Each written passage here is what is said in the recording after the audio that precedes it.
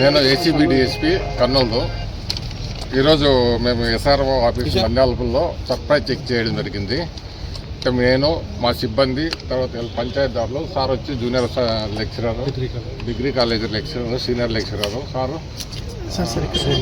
Same college lecturer, senior lecturer, వీళ్ళు పంచాయతీదారుల సమక్షంలో మా సిబ్బంది అంతా కలిసి ఈరోజు మేము సర్ప్రైజ్ చెక్ చేసినాము. సర్ప్రైజ్ చెక్ చేసినప్పుడు వీళ్ళు అకౌంట్ మెయింటైన్ చేస్తారు, క్యాష్ అకౌంట్ వాళ్ళ దగ్గర ఎంత ఉందని.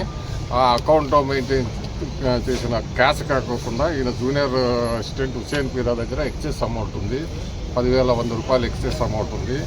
తర్వాత టోటల్ క్యాష్ 16,110 రూపాయలు ఉంది. తర్వాత వీళ్ళ phone number, WhatsApp, SRO WhatsApp verify చేస్తే అతనికి హుసేన్ పీరా డైలీ క్యాష్ పంపించినాడు. క్యాష్ పంపించిన స్క్రీన్ షాట్లు దొరికినాయి. తర్వాత అదేవిధంగా సురేఖ అనే ఆమెకు కూడా పంపించినాడు.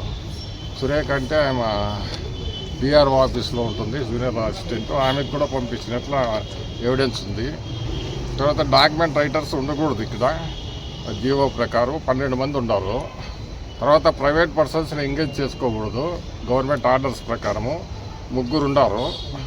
ఈ 3 కూడా మాకు ఆల్రెడీ కొన్ని అలిగేషన్స్ వచ్చినాయి అనమాట, పిటిషన్స్ వచ్చినాయి.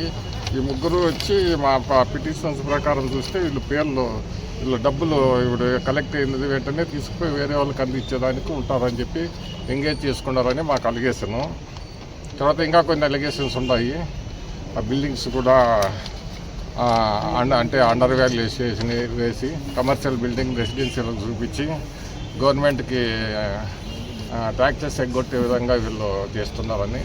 తర్వాత ఇంకా కొన్ని కేసుల్లో కొన్ని ఫాల్స్ డాక్యుమెంట్ రిజిస్టర్ చేసి వాళ్ళతో అమౌంట్ తీసుకున్నారని వచ్చినాయి. అవన్నీ కూడా డాక్యుమెంట్ నంబర్లు ఉన్నాయి, ఇంకా వెరిఫై చేస్తున్నాము. అవి ఇప్పుడే చెప్పలేము. అంతే. ఎస్ఆర్ఓ చంద్రమౌళి. ట్రాన్సాక్షన్స్ చాలా ఉండొచ్చు గవర్నమెంట్కి. వీళ్ళ దగ్గర ఇప్పుడు హుసేన్ పీరా ఉంది, హుసేన్ పీరా దగ్గర ఎక్సెస్ క్యాష్ ఉంది. మాకు వచ్చిన పిటిషన్ మేరకు ఈయనంతా కలెక్ట్ చేసి అందరికీ పంచుతాడు అని. అది చూస్తే ఏమవుతుంది, ఇప్పుడు ఈయన దగ్గర 10,000 ఎక్స్ట్రా దొరికింది. మొన్న అంతకుముందు మొన్న ఎవరు మొక్కిందేను శనివారమా, అది నిన్న రోజు 35,000 రూపీస్ ట్రాన్స్ఫర్ చేసినాడు. అంటే అది ఏం అమౌంట్ అనేది ఇంకా వెరిఫై చేయాలా. ఇవి ఉన్నాయి, సెవరల్ టైమ్స్ ఉంటాయి. ఇప్పుడు మొన్న ఒకటి ఉంది, 8/1/26 ఉంది, 13/12/25 ఉంది, 19/12/25 ఉంది. ఇట్లా సురేఖకు చూసుకుంటే ప్రతి నెల ఉంది 5-6 వేలు, అట్లా 6,000, 5,000 స్క్రీన్ షాట్లో. శ్రీకాంత్ అనే వ్యక్తి కూడా దీంట్లో ఉన్నాడు, ప్రైవేట్ పర్సన్. ఆయన కూర్చున్నాడు. ఆయన దగ్గర దొరకలేదు కానీ ఆయన సీట్లో దొరికింది కొంత అమౌంట్, 3,500 దొరికింది. అతను కూడా ట్రాన్స్ఫర్ చేస్తాడు, ఇతను ఎంప్లాయీ కాదు. శ్రీకాంత్ తెలుసు కదా. ఇంకోటి ఏదో ఉంది, ఎంప్లాయీ కాదు ఆయన. ఎన్ని రోజులు ఉండదు ఎట్లా తెలుస్తుంది, మనకు రికార్డు దొరుకుతాం, వాళ్ళు చెప్పరు మనకి. అవన్నీ వెరిఫై చేస్తాను నిదానంగా తెలుస్తుంది. తర్వాత ఇంకోటి ఉంది, వేరే ఉన్నారు, ఇంకా పేర్లు ఉన్నాయి. ఒక డాక్యుమెంట్ రైటర్ అంతా ఉన్నారు, పేర్లు గుర్తులేవు. డీటెయిల్ మళ్ళీ చెప్తాను నేను, రేపు చెప్తాము. అంతా దొరికింది. అన్నీ వల్ల ఏమేమి డీవియేషన్స్ ఉన్నాయో, లా ప్రకారం ఏమేమి ఉన్నాయో అన్నీ రేపు చెప్తాము పూర్తయిన తర్వాత. ఈరోజు వెంటనే ఉండదు కదా, గవర్నమెంట్కి రిపోర్ట్ పంపించాలా. ఈరోజు మేము రాసుకొని పోతామంటే గవర్నమెంట్ నుంచి వస్తుంది.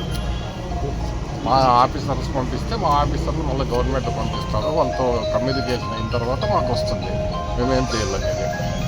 వెంటనే ఉండదు. పిటిషన్లు వచ్చినాయి, మీకే తెలిసి ఉంటుంది. బస్సులో కనిపించి మాకు వాట్సాప్ ద్వారా బస్సులు తీసి పెట్టినారు, బస్సులో కనిపించినారు ఇవన్నీ పోవటంలో. అవన్నీ తీసి మా వాట్సాప్కి పంపించినారు, నా వాట్సాప్కి. మాకు పిటిషన్లు వచ్చినాయి. అంటే ఇంకా ఇది జరుగుతుందనే కదా, దాన్ని బట్టి మేము అనుమానంతో వచ్చినాము. అనుమానం నిజమైనట్లే కదా, 10,000 క్యాష్ ఎక్సెస్ ఉండకూడదు కదా.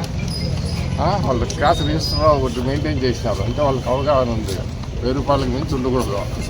అంతకంటే ఉందంటే అర్థమేమో అది కరప్షన్ అమౌంట్ అని మేము భావిస్తాం అనమాట. జీవో ఉంది ఆ విధంగా. దానిపైన ఎంక్వైరీ జరుగుతుంది, వెంటనే ఉండదు. ఇప్పుడు ట్యాబ్ మాదిరి వెంటనే యాక్షన్ ఉండదు.